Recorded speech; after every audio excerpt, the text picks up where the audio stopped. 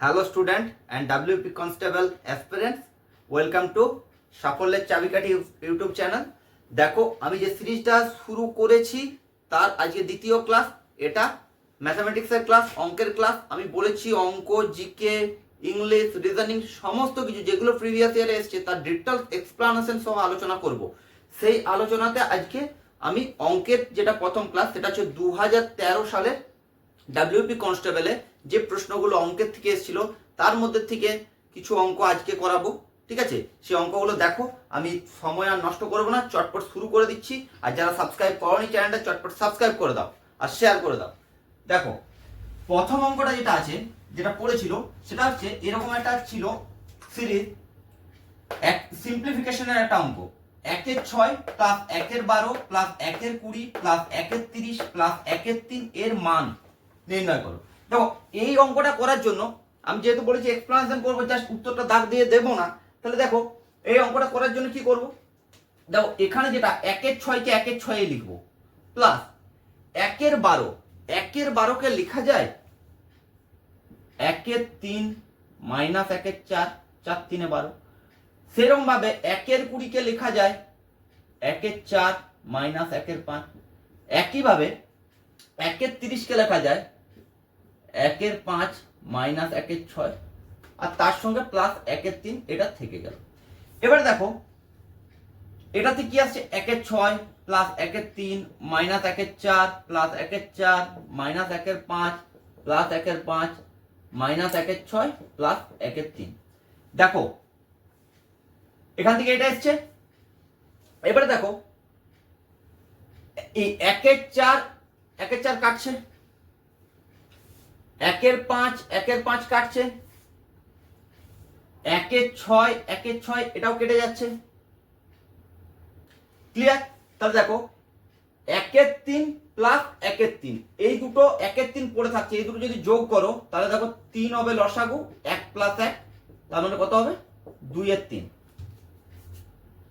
বুঝতে পারা যাচ্ছে? দেখো, 1/3 মাইনাস 1/4 কেন লিখেছি 1/12? দেখো, 1/3 মাইনাস 1/4 এটাকে দেখো যদি লসাগু করে কত হচ্ছে 12, 4 3 12, 4 মাইনাস 3 মানে 1/12। তাহলে 1/3 মাইনাস 1/4 মানে 1/12। তাহলে 1/12টাকে ভেঙে আমি ওইভাবে লিখেছি। ক্লিয়ার?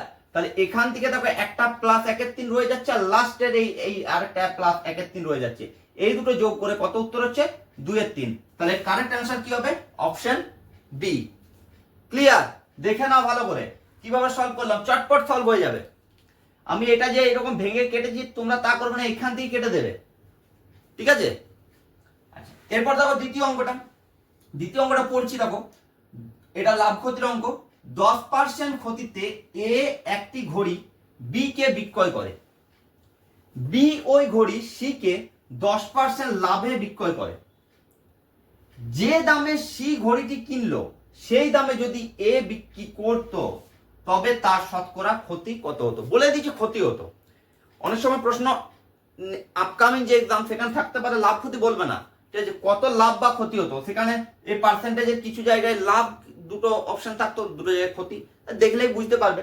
এই টাইপের অঙ্ক কিন্তু আমি অলরেডি লাভ ক্ষতির যে অঙ্ক করেছি আমার প্লেলিস্টে আছে, তোমরা দেখতে পারো, সেখানে এই টাইপের অঙ্ক আমি অলরেডি করে রেখেছি।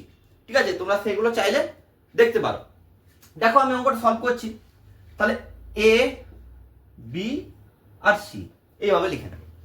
এবার দেখো, এ বি কে বিক্রয় করেছে 10% ক্ষতিতে, ক্ষতি মানে মাইনাস 10%, আর বি সি কে কি করেছে 10% লাভে বিক্রয় করেছে। তাহলে ধরে নিচ্ছি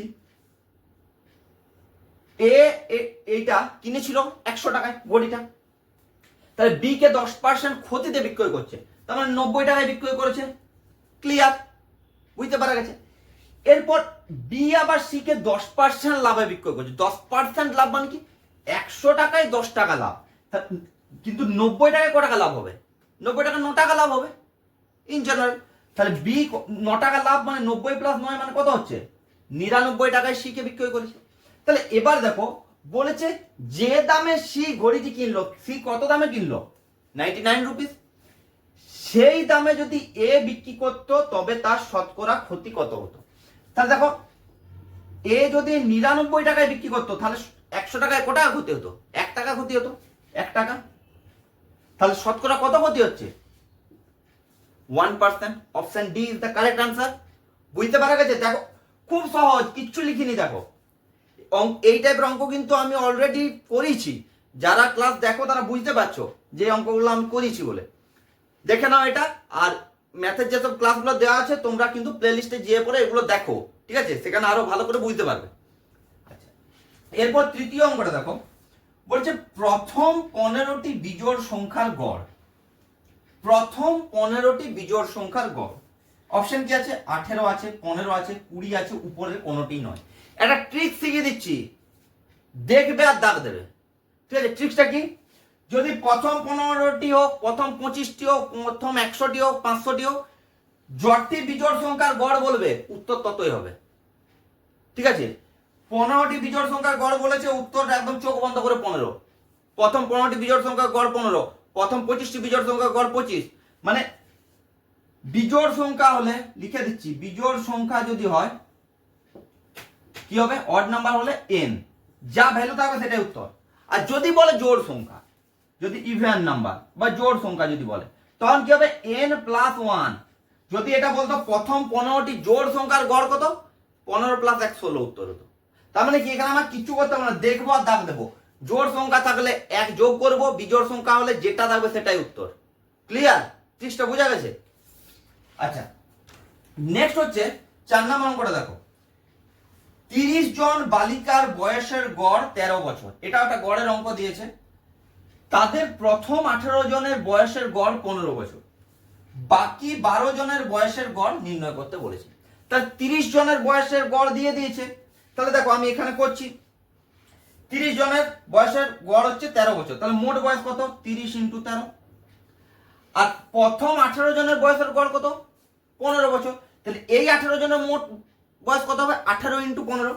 তাহলে 18 ইন্টু 15। ক্লিয়ার? এরপর দেখো এইটার থেকে এইটা যদি বিয়োগ করি, তাহলে বাকি যে 12 জন আছে তাদের মোট বয়সটা পাওয়া যাবে। এইখানে যে 30 ইন্টু 13, এখানে 18 জনেরও আছে প্লাস এই 12 জনেরও আছে বয়সের গড়। তাহলে 18 জনেরটা বাদ দিলে 12 জনের মোট বয়সটা পাবো। তাহলে মাইনাস করেছি, তাহলে কি বার করতে বলছে? 12 জনের বয়সের গড় বের করতে বলছে, মোট বার করতে বলছে। তাহলে গড় বার করা মানে কি? 12 দিয়ে ভাগ করতে হবে, ঠিক আছে? ক্যালকুলেশন করলে দেখবে এটা হবে 390, মাইনাস এটা গুণ করলে হচ্ছে 270 বাই 12, তার মানে এটা 120 বাই 12, কাটাকুটি করলে হবে 10, ঠিক আছে? কাটাকুটি করলে হবে 10। তাহলে অ্যান্সার কি হবে? Option B. Option B is the correct answer. বোঝা গেছে কত সহজভাবে অঙ্কগুলো করা যাচ্ছে? বোঝা গেছে? কারণ হচ্ছে দেখো, পরীক্ষাতে তোমার সময় থাকবে কিন্তু মাত্র 1 ঘন্টা, 60 মিনিট সময়, ঠিক আছে? সেই 60 মিনিট সময়ে সমস্ত প্রবলেম তোমাকে জিকে থেকে, ম্যাথ থেকে, রিজনিং থেকে সব 85টা কোশ্চেন কিন্তু তোমাকে সলভ করে আসতে হবে ওই 1 ঘন্টার মধ্যে, 60 মিনিট। তার মানে তুমি ম্যাথের জন্য, একটা ম্যাথের জন্য ম্যাক্সিমাম তুমি কত সময় নেবে? 40 থেকে 50 সেকেন্ড নেবে। কোনো অঙ্ক যদি একটু লেন্দি থাকে সেক্ষেত্রে তোমার 1 মিনিট লাগবে, ঠিক আছে? কিন্তু সব অঙ্ক তো 1 মিনিট লাগানো যাবে না। তাহলে সেরকম চটপট করার জন্য আমি এরকম ট্রিক্স করে দিচ্ছি যাতে তুমি 30 সেকেন্ড থেকে 35 সেকেন্ডের মধ্যে যে কোনো অঙ্ক করতে পারো। ক্লিয়ার? এরপর আমি নেক্সট অঙ্কগুলো করছি। তাহলে এরপর নেক্সট অঙ্ক দেখো, 4টে করালাম, 5 নম্বর অঙ্কটা দেখো কি ছিল। যদি a/3 সমান b/5 সমান c/7 হয়, তবে a plus b plus c/b এর মান কত? তো এটা খুব সহজে করা যায় যদি অনুপাতটা তুমি জানো। অনুপাতটা কিভাবে বার করবে?